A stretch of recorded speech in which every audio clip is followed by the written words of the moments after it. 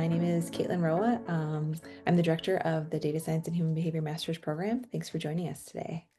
All right. And I'm Emma Davis. I'm the enrollment coach with this program, and I think all of you already had conversations with me, so I'm so excited that you could join us here for our program pop-in. So today we're going to do something just a little bit different than normal, perhaps. I'm going to say just a little bit, and then I'll open up to you all with questions, and you can either unmute yourself and ask in the chat, or sorry, that was two things. You can either unmute and ask us, or feel free to use the chat feature, and we can go from there.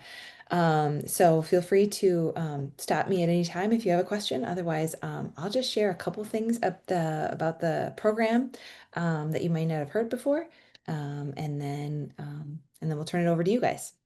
So, like I said before, I'm Caitlin Rowe. I'm the program manager for the Data Science and Human Behavior Master's Program. One of the things that just totally excites me about this program is the capstone projects. It's sort of your opportunity to make this program your own. So there are folks that'll come in and that are interested in getting a PhD afterwards, and so they are more academic focused in their capstone projects. So sometimes that's working in an academic setting or developing skills that they feel like would be necessary and beneficial to their application to a doctoral program.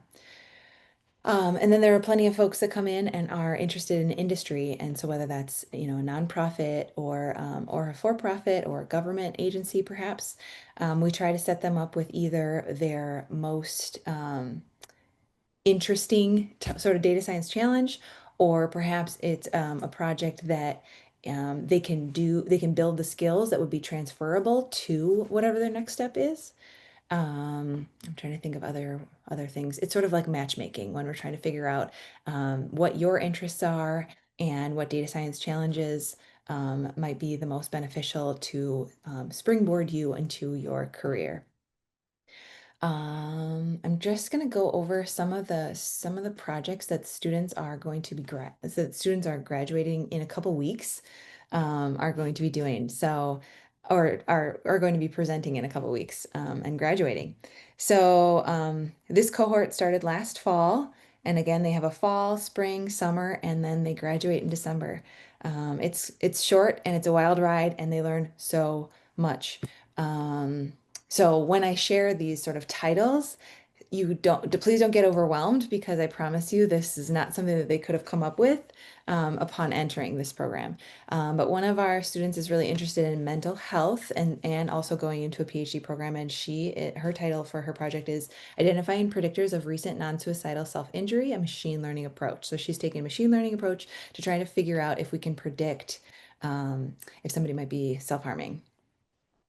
Another sort of academic focused project is predicting risk factors of somatic symptoms in young adults using machine learning approaches. There might be a theme there. No. And then another sort of academic project, but looking at sort of social media and how people influence decision making, and a little bit of social networking involved. This title is Language, Emotion, and Collective Action, Evidence from Wisconsin Women's Organization on Facebook. So again, they're looking at can we predict action, and can we predict the type of language? Can we predict what people might their sentiment from their language and their emotion online? Another one that's an academic focus, and actually this person is already pursuing a PhD in social behavioral. I forget the program name. But the title is called A Measure of Issue Position Polarization. So again, looking at large language models in natural language, I think in an online setting, and looking at can we figure out their issue and their position based on things that they say. And then here's some industry projects. The use of digital twins to model hurricane migration patterns. So these folks are working with American Family Insurance, and they're trying to figure out if we can use digital twins to model what real people are doing, and if people are sort of adhering to hurricane warnings, or if people get fatigue from hurricane warnings and don't adhere to the evacuate types of messages. So a really cool project in trying to figure out how like risk analysis along with climate science. Another one working in industry. This is working with a an educational technology um, partner called Carnegie Learning. And this title is Behavior, Affect, and Success, a multimodal analysis of digital learning. And so again, they're looking at a bunch of data on students within a learning software, as well as behavioral. So we have some data on if the students were concentrating or if they were bored, if they were on task, if they were off task, and just looking at, sort of some of the efficacy of these digital learning platforms. This one's a more academic one. This is but using Google Trends. So they're analyzing Google Trends and gun sales, a machine learning approach to analyzing gun sale rate in the US. So um, there are lots of ways to predict sales. One of them is Google Trends. Like if you search where I can find the nearest I don't know, store that sells guns. That's a pretty high indicator that you might be considering and perhaps, reducing that behavior to intention gap. And so it's looking at how we can sort of model um, the rates of gun ownership in the US. It's not a trivial project to try to figure out proxy behavioral analysis. Humans are messy, and it's really hard sometimes to look at these models, but also very rewarding because again, those are transferable skills to other types of approaches.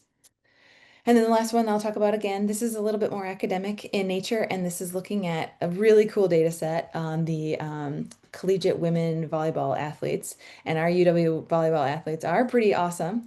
But anyway, this is an influence of competition on nocturnal sleep and heart rate metrics, a Oh, longitudinal that sounds interesting. yeah. A longitudinal investigation in collegiate women volleyball athletics. So yeah. Okay, so I think those are all of the ones I'm going to talk about, and I'll just pause there. I know I just sort of fire hosed a lot of information. Happy to talk more about it. I was just trying to tease and see if there's any Mm. questions about either the capstones, the program, or just life in general at UW. I'm sort of the default. I mentor all the students. Certainly in the first semester, it's really like what are you going to take for electives in the spring and in the second fall, and that's usually what the mentoring and advising role I take on is like what's the best way because our electives are a chance for you to make it the program your own. So if you have a key interest area, we try to find a match to your key interest area so that again you make this program just yours and unique to you so again you can springboard into wherever you want to go afterwards. So that ends up being me. But that said, if you are interested in more of an academic focus afterwards, then we also often have you paired up as soon as possible with a PI, a faculty member that might have overlapping research interests with you. Can I just assume that that might be something of interest? Okay. Yes. Usually when you're asking about mentorship, that's that's why. Okay, cool. But I will also share that we rely heavily on mentors in this program, and we talk about peer mentoring, right? So we all come from so many different backgrounds, and so there are people who might have a skill set that we don't have, and so then there's a lot of peer mentoring that goes on within the cohort as well as we have PhD mentors that get leadership in data science certificates for mentoring our master students, and they mentor the master students sometimes as early as in the spring, but certainly in the summer through the fall while they're working on their capstone project. That PhD mentor becomes the sort of point of contact for any questions that you have along the way of your capstone project. But then we also meet either weekly, biweekly, or monthly, depending on availability with the faculty advisor. Um, a lot of projects, I think, are meeting with their faculty advisor weekly, but for sure they're meeting monthly to present their capstone projects along the way, and seeing if they have any questions and things like that. So mentorship is something that we hold with like the highest level of importance. But it's not a traditional sort of where you come in and have a mentor from as a faculty member. You come in and I'm the first point of contact, and then we connect you with all the awesome resources around both the department, both within the department and sometimes without. So if you had a interest in sort of like social sciences or educational sciences, or sometimes there are students that are interested in population health or public policy. So then we sort of match them so that they have a PhD mentor within the psych department, as well as sometimes faculty, like I said, either within or in the university somewhere. Actually, there's been a faculty member not in the university, but was like a content expert and wanted to work with us and share data, and then just became a collaborator. So those things are all open and available. There are a lot of times where there are students that come into the program and are keenly interested in research and find somebody that has overlapping research interest and availability. And so we have students often go, reach out to somebody that they're interested in working with and just say, hey, can I, join your lab meetings and sort of get up to speed on what you guys are doing, what you guys are talking about.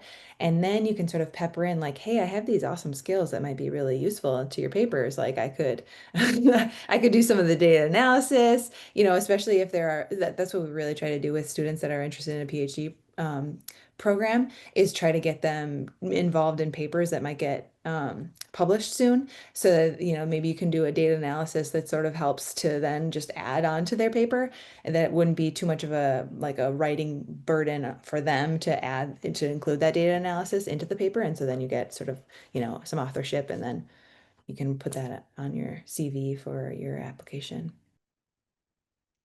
Okay, well, Caitlin, I'm going to pick your brain. So you mentioned that students come from all over, right? They come in with a variety of experiences, a variety of skill levels, and you have set up some really smart ways to prepare them coming into the fall.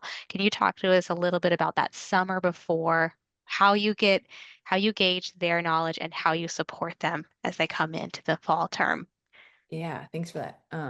Okay, so upon acceptance, we offer you, admission to our program, and then you accept our program. Then we share with you. It's sort of like a self-assessment survey, right? Just we want to know your computational literacy, your, general basic computer knowledge, right? Your statistics and any programming background that you have. And based on that sort of self-report, we also ask, sort of like more nuanced questions just to see where you're at. Because again, this isn't an evaluation of where you are. It's more of like a level set of where are you, so that we can sort of see what the cohort needs, as well as tailor our tutorials. So what we do is we then we've compiled tons of tutorials, but then we sort of see where you're at on that self-assessment. And, if there's something that's a little bit stronger, then we sort of say, here are some optional resources. You don't need them, but something to brush up on if it's useful. And if there's an area that's a little bit less strong, that you're not super confident in these competencies, then we give you the tutorials and we say, hey, we strongly recommend you take these. Again, we can't really demand that you take anything over the summer, but I feel like there's so many people that when they get the acceptance and it's like June, they're keen to start, right? Like they're like, I know I'm starting in the fall, but I want to be ready. Great. So we have tons of tutorials, but then we also narrow it down like, hey, if you only have, 10 hours, here's this. If you have more time, there's this option as well. So then we also have weekly meetups. Those are virtual meetups where we sort of give you orientation. Some of it's just purely to understand, to meet and greet some people in your cohort, so you feel a little bit like that whole part is demystified a bit. We talk about everything from housing, how to find housing, how to find roommates, to what technology you might need to prepare yourself for this program. And then we also have, statistics brush up, programming brush up. What do you need to download? So it's a little bit of like a boot camp for data science, so that everybody gets on the same page and feels a little bit more like you're hitting the ground running in the fall, because it is a pretty steep learning curve. I'll say maybe like 3 weeks ago is probably our incoming students were probably at their highest level of stress in the middle of multiple midterm type things um, with application and competency exams. And so yeah, but then I would say most of them have hit the like, okay, I've got this. They've hit their stride and they are feeling confident and good again. But yeah, it's a steep learning curve, especially in that second month where things start to settle in and are like, I can't do 16 more months of these. But they take a deep breath now. So sorry, I went off topic there a little bit, but so we do our best to prepare, and then I will also say that when people are struggling in our program in this first semester, we have we have doctoral students that we have lined up as support systems. So in addition to your instructor and your TA and myself, we have a program support TA graduate student who acts as sort of like a floater support, right? So we have like weekly sessions with our program assistant when folks are feeling like they're struggling, and so we have weekly check-ins with him. Trying to think of other things. So there's like tutoring, there's mentoring. We try to support you in multiple ways. Yeah, that's I think one of the things I hear over and over again from students is how well supported they felt and then how close they felt to their cohort as a Mhm. community.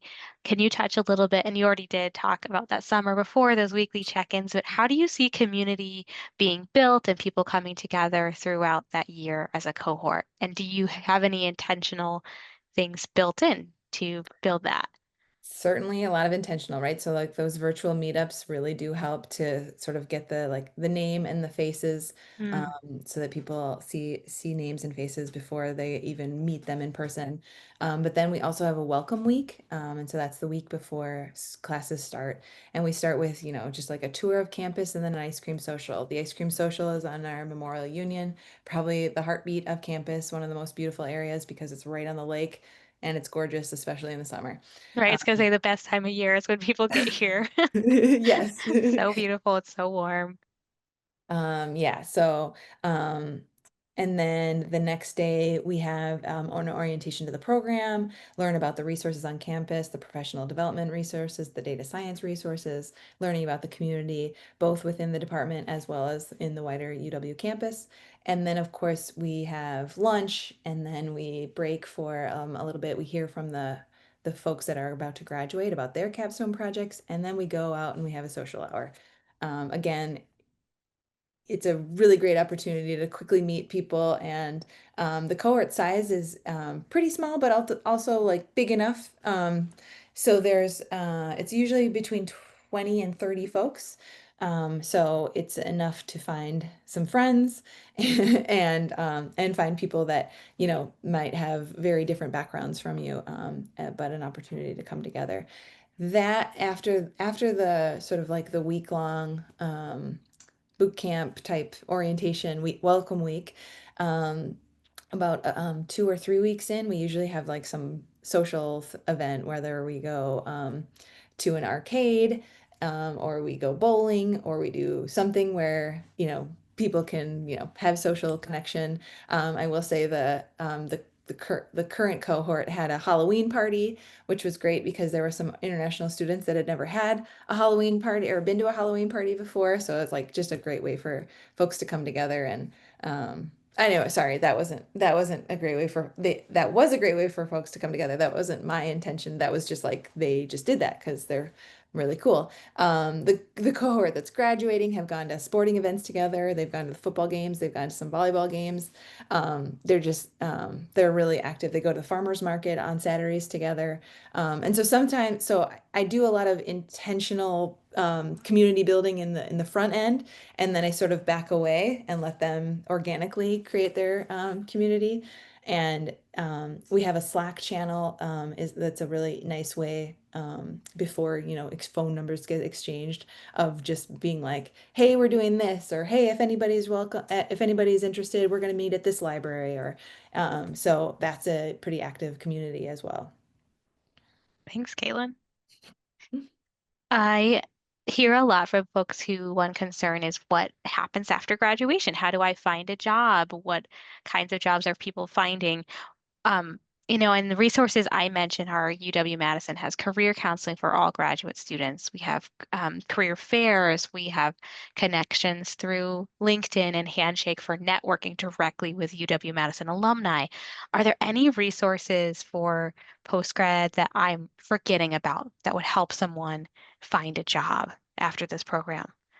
Yeah, we are really intentional about professional development in our program. So we pepper in professional development, like I said, in the orientation of the program and then throughout. So we have a seminar called, it's like Psych 709, and it's just the seminar for data science and human behavior students. And so that meets in the fall and in the spring. And we not only have guest speakers come in and talk about their data science challenges, but also like how did you get to the place that you are and why why did you choose that path? But then we also pepper in things like team management, project management.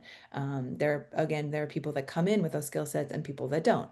And so we do a lot on preparing your resume, preparing how to talk about your transferable skills, and Mhm. that's necessary in both academia and in industry to be able to talk about what you can do and how that transfers to their research project or their new project. So we do a lot of intentional professional development. Throughout the program, we also have the professional development graduate student advisors come in and chat with us, and the what did you call it? The resource that I would highly recommend that LinkedIn Learning is one of the best resources that you have free access to while you're a student. But Big Interview is a really cool resource that our students have access to. And that even has it has a whole host of um, practice interview questions, again, both to prepare you for academia or for industry.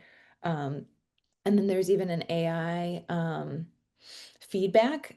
It gives you everything from you said too much, or you were using too much jargon, or you were, you weren't looking directly at the camera. All the things. It's actually quite interesting how well the feedback is there. And then I'm trying to think. So there's and then it even has sort of the if you have an interview next week or if you have an interview tomorrow, here's what you need to do to prepare versus if you have an interview in 6 months from now. So it can be sort of like the long or the short path. It's all there. So that is another hugely beneficial resource that we have. Yeah, thanks, Caitlin. I have one more question for you. Um, you talked about the capstone projects at the beginning of this conversation, some of the kind of the biggest pressure project for the students and one of the most exciting things they do in the program.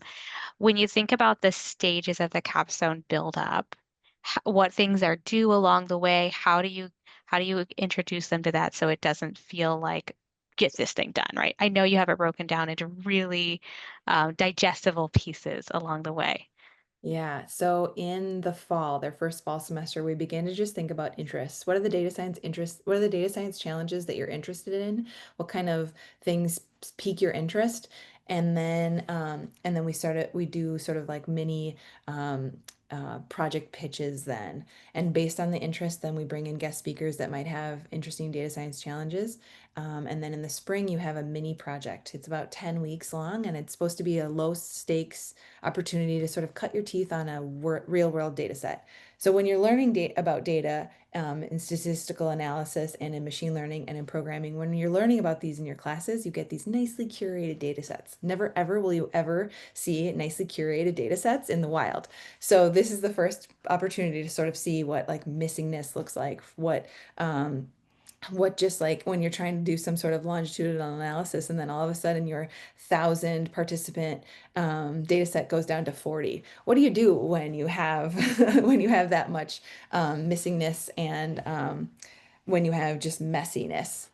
Data cleaning is a huge task. And then again, if you have a data set that's mostly clean and then you want to look at just your own sort of research question from that data set, data cleaning is a huge um, part of the real world data analysis. So anyway, so we first have the 10-week project, and that's another goal for that project is like, do you actually like this data set? Is it interesting to you? Yes or no? And then you can sort of pivot if you need to for your capstone, or you can continue, and then you already have 10 weeks under your belt of understanding this data set and understanding the literature around what people in the field are doing with this type of data and data analysis. And then in the summer, we spend a huge chunk of time on what skills do you want to have before you graduate. So there's a lot of self-directed learning there. And then there's also what skills do you need in order to implement your capstone project. So there's a lot of upskilling there, right? So you will have learned a lot of statistical analysis and a lot of programming and machine learning, and now it's got to pivot to this real world data set, and that takes a little bit of time. It's not as seamless as it might seem on paper. So we do a lot of trying to figure out, okay, we know this skill, and then like let's pivot to this content. So there's that type of learning that happens in the summer. During the summer, we have a 5 credit class, and that sort of equates to about 30 hours a week in the summer because you double it. Anyway, because it's only 8 weeks in the summer that we're physically meeting. Okay, so there's a lot of time there. It's basically a full-time job to just develop the skills that you need to implement your project. It sometimes sounds overwhelming, but we break it down. We have milestones, we have check-ins, we have all sorts of things so that you're not overwhelmed by the amount of time that you have, but that it feels like a steady, consistent development of your skills. And then in the fall, it's implementing. But again, so in the end of the summer, before the fall starts, you have that opportunity to sort of pitch. You pitch to either the PI, the faculty member, or to the collaborator, the industry partner, and you say, "Hey, I've just learned all this awesome, cool insights from your data. I could go this direction, or this direction for my fall capstone," and then you get to sort of have that conversation about what's the most important thing to do, which milestones do they want to see, what deliverables do they want to see, and what's going to be most interesting and beneficial for you. And you have that conversation sometime in the early fall, and then you spend the fall um, implementing your capstone. And then again, we have checkpoints, bi-weekly check-ins with our program support team, and weekly check-ins with your mentors to figure out um, how to implement the project and get the Yeah, capstone done. And then we have basically 3 weeks of practice talks so that you're not hanging out to dry either. Like there's a lot of practicing to make sure that you have a um, polished capstone presentation. right. Thanks, Caitlin. You mentioned at the beginning that summer was kind of a boot camp, but I know the whole program is a boot camp. It's Yeah. fast paced. You're covering a lot.